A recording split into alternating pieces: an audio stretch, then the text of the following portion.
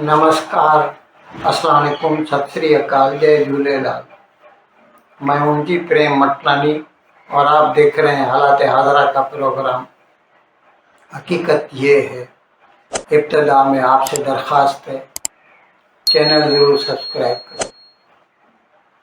दोस्तों, ये जो ताज़ा अमेरिका और ईरान की जंग हुई और फिर ईरान ने जब भी वो अमेरिका वाले उसके ऊपर बमबारी करते तो जो वो अमेरिका से तो मुकाबला कर नहीं सकता था, तो वो नज़दीक के जो छोटे छोटे बादशाहते हैं, सल्तनतें हैं, जैसे यूएई है, बहरीन है, कतर है, ओमान है, कुवैत है, उनके ऊपर अपने मिसाइल और ड्रोन फेंकता था। आज तक वैसा ही कर रहा है। अब उसका एक हमारे लिए जो पॉजिटिव फॉल आउट हुआ है वो ये है कि यूएई जो है भारत के और ज़्यादा करीब हो गया है।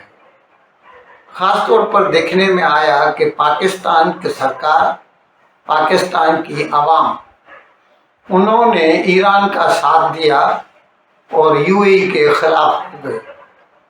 राय अम्मा ऐसी थी, तो इन बातों का यूएई की साइकी पे असर पड़ा। अब वो और ज़्यादा करीब हो गए हैं भारत के।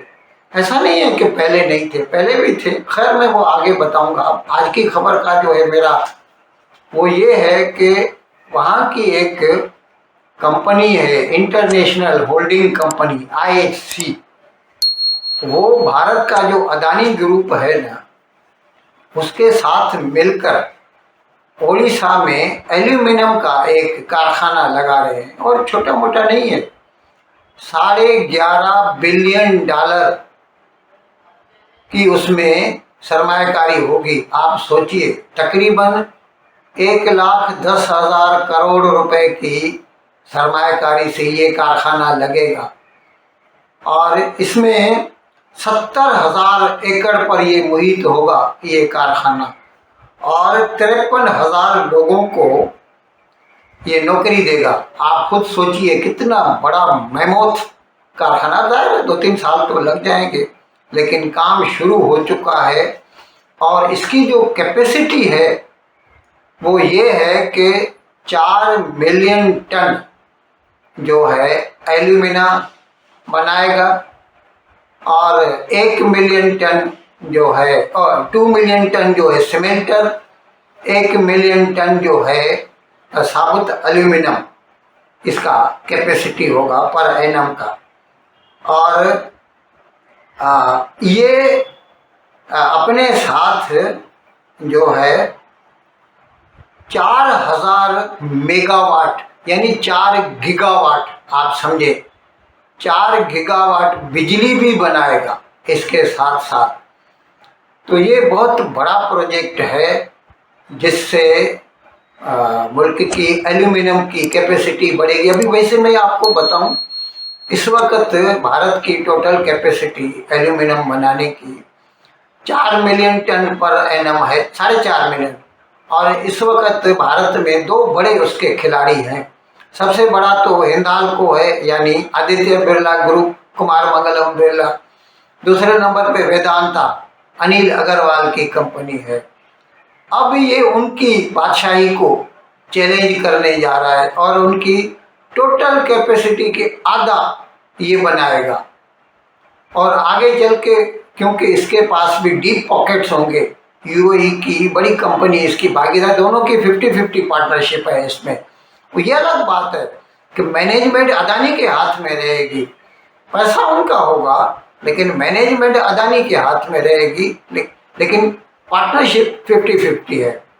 तो ये अकेला कारखाना उन दोनों के टोटल कैपेसिटी के आधे के बराबर हो जाएगा। और ये वैसे इसमें एक प्रॉब्लम तो है हमें, वो ये है कि जो इसका जो रॉ मटेरियल है ना, वो हमें बाहर से मंगवाना पड़ता है। वैसे पूरी दुनिया में नंबर 1 पे तो चीन है, दूसरे नंबर पर एल्यूमिनियम बनाने वाला हिंदुस्तान है, अमेरिका तक नहीं है। तो ये भारत इसके बाद जो है आगे चल के चीन को भी चैलेंज कर सकता है। और वैसे ये मैंने आपको बताया कि ये एल्यूमिनियम की जो कैपेसिटी है ना भारत में, अभी देखिए एल्यूमिनियम क्या है, मजबूती में भी अच्छा है और वज़न कम है। जहाँ पर ऑटो इंडस्ट्री में एल्यूमिनियम इस्तेमाल हो रही है और यूटेंसिल्स में एल्यूमिनियम इस्तेमाल होती है, और बड़ी जो मतलब वाइट गुड्स हैं, जैसे यहाँ पर भी जैसे एसीज हैं या फ्रिज हैं, ये इनमें सब में अभी स्टील को निकाल के एल्यूमिनियम को इस्तेमाल किया जा रहा है, और जिसकी वजह से एल्यूमिनियम की खपत में तकरीबन हर साल भारत में 50% का उसका इजाफा होता जा रहा है। तो इसके लिए भारत को अपनी कैपेसिटी भी बढ़ानी है, और ये कैप्टिव डिमांड देखकर अदानी ने ये फैसला लिया है। और इससे मैं वैसे बताऊं, हमारा यूएई के साथ अच्छा रिलेशन है, हमारा उनके साथ सीपा यानी एक किस्म का वो एफटीए है, फ्री ट्रेड एग्रीमेंट है, कॉमन इकोनॉमिक पार्टनरशिप एग्रीमेंट, कुछ ऐसा नाम है सीपा। मैंने प्रोग्राम भी किया था, और जिसकी वजह से पर एनम हमारा दुबई अबू धाबी यूएई कह दीजिए, उनके साथ हमारा $100 बिलियन का हर साल का बिजनेस होता है। और मेरा तो अंदाज़ा यही है, भले किसी दूसरे यूट्यूबर ने नहीं कहा हो, ये जो ताज़ा अमेरिका ईरान जंग हुई है ना, और जिसकी वजह से ईरान ने जो है यूएई को निशाना बनाया और पाकिस्तान ने ईरान का साथ दिया है, इन बातों की वजह से यूएई जो है भारत के और करीब हो गया है, और इसमें तो हमारा फ़ायदा ही फ़ायदा है।